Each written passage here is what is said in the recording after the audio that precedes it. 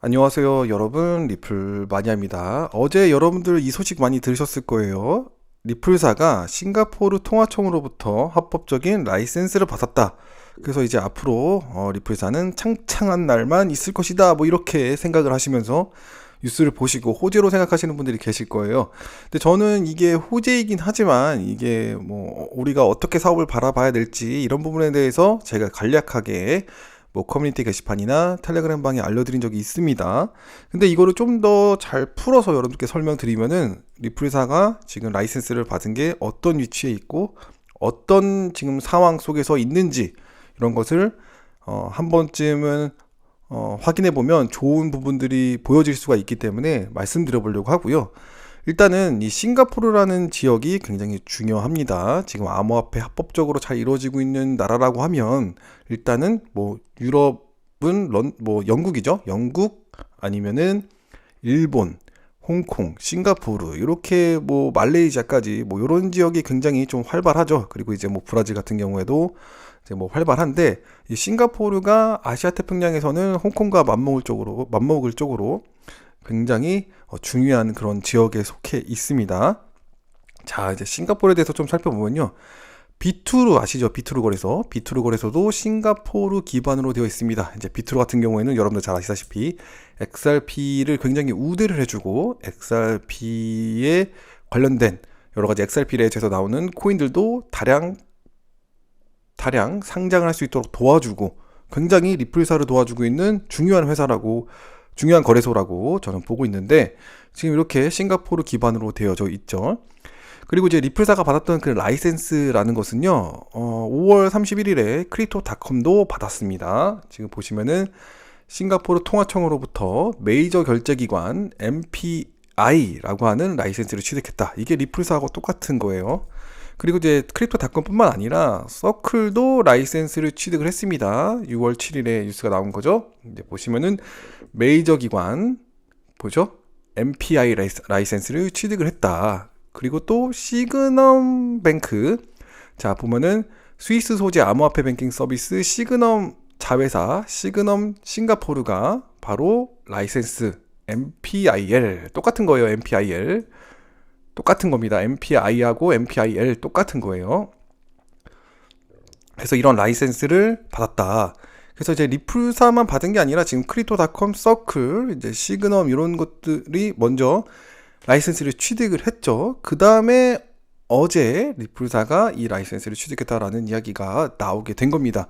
그러니까 이제 리플사가 라이센스를 취득했다라는 게 엄청난 특별한 것은 아니다라고 볼 수가 있죠. 뭐 대부분 회사, 암호화폐로 하는 회사라고 하면 대부분 승인을 해주는 그런 것으로 여러분들 인식이 가능할 수가 있겠죠. 이제 잘 보시면은 요런 움직임이 있다라는 거예요. 6월 18일에 나온 건데요. 홍콩 핀테크 협회장이 미국 암호화폐 기업들이 미국을 탈출하고 있다. 그러면서 홍콩에 주목하고 있다라고 하면서 이야기를 했어요. 그러면서 홍콩의 경쟁국은 두바이와 싱가포르 정도뿐이다. 이렇게 이제 이야기를 하게 됐습니다. 그러니까 지금 이런 미국의 기업들이 계속 이제 빠져나와서 싱가포르에 라이센스를 받고 사업을 펼치는 이런 것들, 그 다음에 홍콩에 라이센스를 받고 사업을 펼치는 것들이 점점 많아지고 있다라는 거죠. 제미니 같은 경우에 미국 제미니 암호화폐 거래소도 싱가포르 바로 아시아 태평양 싱가포르 지역이 이제 허브가 될 역할이 될 것이다 라고 생각을 하고 있어요. 싱가포르가요. 그래서 싱가포르에 더 인력을 추가할 정도로 굉장히 많은 관심을 가지고 있습니다. 그러니까 이제 미국 기업들이 실제로 싱가포르 지역에 많이 확장을 하고 있는 것이 지금 현재 일어나고 있는 일들입니다. 여기에서 보시면은 비트맥스 CEO도 홍콩이 가상자산 반면에서 싱가포르보다 약간 앞서 있다. 그러니까 이제 싱가포르와 홍콩이 어떻게 보면 거의 뭐 대결 구도, 뭐 경쟁 구도라고 볼 수가 있겠죠. 그래서 많은 암호화폐 기업들을 끌어올려고 굉장히 많이 홍보를 하고 있는 듯한 그런 모습들이 보여집니다. 자, 그래서 지금 이런 상황 분위기, 미국에 있는 암호화폐 기업들이 홍콩이나 뭐 싱가포르 쪽으로 굉장히 많이 진출을 하고 있는데 여기에 이제 리플사도 같이 함께 참여를 하게 되면서 라이센스를 받게 된 것이죠. 그러면서 이제 합법적으로 이제 암호화폐 사용이 가능해지는 거기 때문에 ODL 사용도 확장될 수가 있겠다라는 그런 기대감을 가지고 있는 거죠. 이제 빵형 같은 경우에도 이제 굉장히 드문 회사다. 리플사는 이렇게 라이센스를 받은, 싱가포르에서 라이센스를 받은 회사들 중에 굉장히 드문 회사들 중에 하나다라고 하면서 거의 뭐 20개 암호화폐 회사보다 더 적다. 이 라이센스를 받은 회사가 이렇게 표현을 하고 있어요. 그래서 뭐 상당히 빨리 지금 싱가포르에 진출을 하고 라이센스를 받고 시작을 하고 있다라는 것을 강조를 하고 있는 거거든요. 근데 사실 이게 리플사만 이렇게 라이센스를 받는 게 아니라 이미 앞서서 크립토닷컴, 서클, 시그넘, 제미니 이런 거래소들도 이미 와서 라이센스를 받고 시작을 하고 있다라는 거죠. 그래서 이게 엄청나게 큰 호재라고 보기는 어렵죠. 이게 바로 시작을 한 단계일 뿐이고 이게 뭐 엄청나게 호재는 아니지만 앞으로 이제 리플사의 사업을 좀 더 발전시키고 ODL 확장을 하는 데는 도움이 될 수가 있겠다. 이 정도. 그래서 이 요거 하나 때문에 XRP 가격이 크게 상승할 그럴 요소는 아닌 것 같다. 이렇게 말씀드리고 싶고요. 지금 모니카롱도 이제 빵형의 트윗을 리트윗을 하면서 싱가포르가 굉장히 키라는 것을 이제 밝히고 있습니다. 그리고 이제 굉장히 많은 잠재력, 성장할 수 있는 잠재력에 대해서 기대를 하고 있고요. 그 다음에 이 아시아 태평양 지역이 이미 굉장히 리플사에서 가장 큰 마켓으로 자리 잡고 있다라고 표현합니다.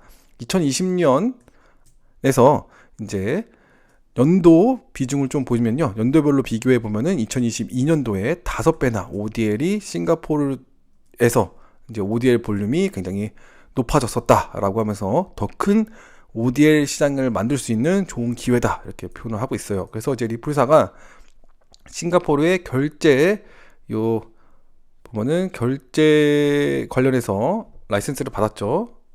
메이저 페이먼트 인스티튜션 라이센스. 그래서 MPIL. 그래서 MPI라고 부르기도 하고 MPIL 라이센스까지 붙여가지고 이렇게 네 글자로 표현하기도 합니다. 그래서 이 라이센스를 받고 이제 시작을 하고 이제 막 사업을 진행하는 거기 때문에 요거를 이렇게 알고 어떤 리플사가 지금 어떤 과정에 와 있는지를 파악을 하는 게 조금 더 중요하다라고 생각이 듭니다. 그래서 이 싱가포르라고 하는 게 굉장히 중요해요. 그래서 리플사가 여기 리플 인사이트에서도 아시아 태평양 지역에 보시면 디펜드 루트라고 되어 있죠. 굉장히 깊게 뿌리 박혔다. 그래서 굉장히 아시아 태평양의 허브 역할을 할 수 있는 싱가포르에 굉장히 뿌리 박혀 있는 이런 라이센스를 받게 됐다. 그래서 아주 깊이 참여할 수 있게 됐다. 이런 식으로 이제 리플사에서도 표현을 하고 기대감을 나타내고 있습니다. 자, 그래서 이 싱가포르가 얼마나 좀 중요하냐면요. 이 싱가포르가 이제 또 CBDC 중앙은행 디지털 화폐를 이제 개발하고 있는데 이게 이제 백서 발표를 해요. 여기서 제가 좀 말씀드리고 싶은 거는 CBDC에서 이제 말씀드리고 싶은 거예요. 리플사에 관련된 것보다는 이제 CBDC가 어떻게 되어지고 있는지 좀 설명드리고 싶은데 지금 한국은행도 참여했다 이런 뉴스가 나왔었죠. 그래서 보시면은 이 백서 CBDC 표준 제한 백서를 발표를 하는데 IMF와 이탈리아 중앙은행, 한국은행, 다수 금융기관 및 핀테크 기업 등이 참여한 것으로 전해졌다.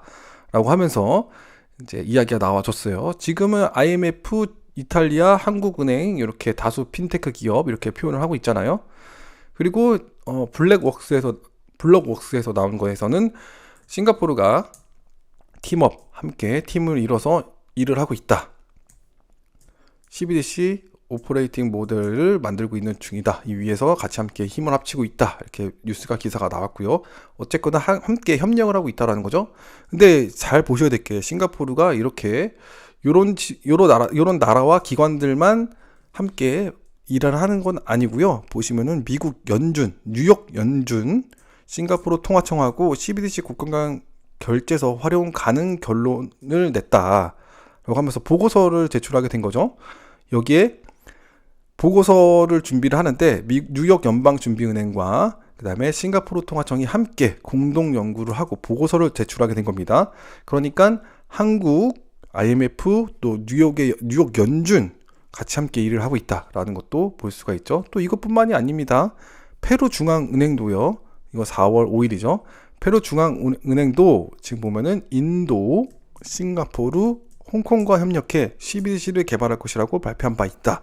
그러니까 이 CBDC라고 하는 게 개인 나라가 이제 혼자서 이렇게 개발을 하는 게 아니라 다 엮여져 있는 것 같아요. 각 나라들과 그다음에 각 기관들, 그다음에 뭐 IMF, 뭐 스위프트 다양한 기업들과 계속 협력해서 일을 하고, 리플사도 마찬가지예요. 리플사도 혼자 일하는 것 같지만 사실 여기저기 같이 함께 일하고 같이 개발을 하고 연구하는 단계에 있는 것 같습니다.